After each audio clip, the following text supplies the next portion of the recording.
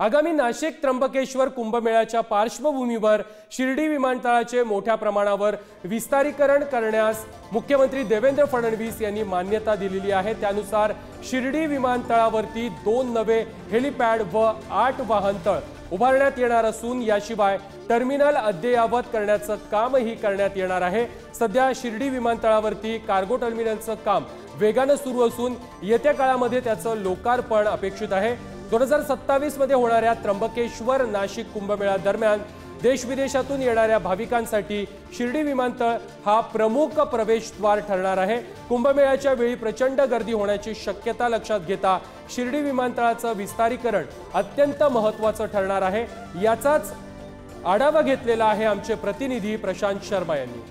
अहिल्यानगर जिल्ह्यातील साईबाबांची शिर्डीला साई भक्तांना येणं सुखकर व्हावं यासाठी 2018 मध्ये शिर्डीजवळील काकडी गावात शिर्डी विमानतळ तयार करण्यात आलं।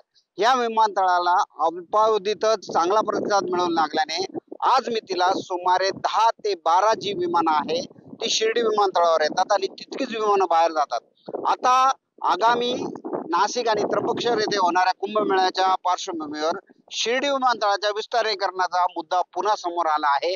मंत्रिमंडळाच्या झालेल्या बैठकीत याला मान्यता देण्यात आलेली आहे। त्याचबरोबरीने महाराष्ट्र विमान प्राधिकरणाची बैठक झाली, त्या बैठकीत याला मान्यता देण्यात आलेली आहे।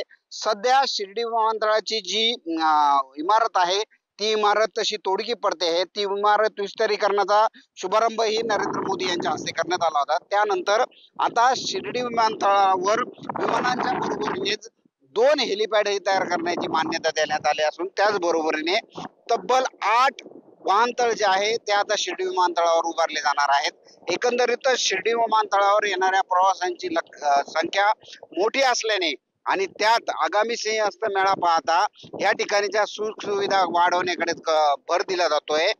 त्यासाठी सध्या महाराष्ट्र विमान प्राधिकरण जे आहे त्याची मोठ्या प्रमाणात तयारी सुरू आहे। नाशिक त्र्यंबकेश्वरला होणारी गर्दी बघता शिर्डी विमानतळाच्या विस्तारीकरणावर लक्ष दिलं जात आहे। प्रशांत शर्मा, पुढारी न्यूज, शिर्डी विमानतळ, अहिल्यानगर।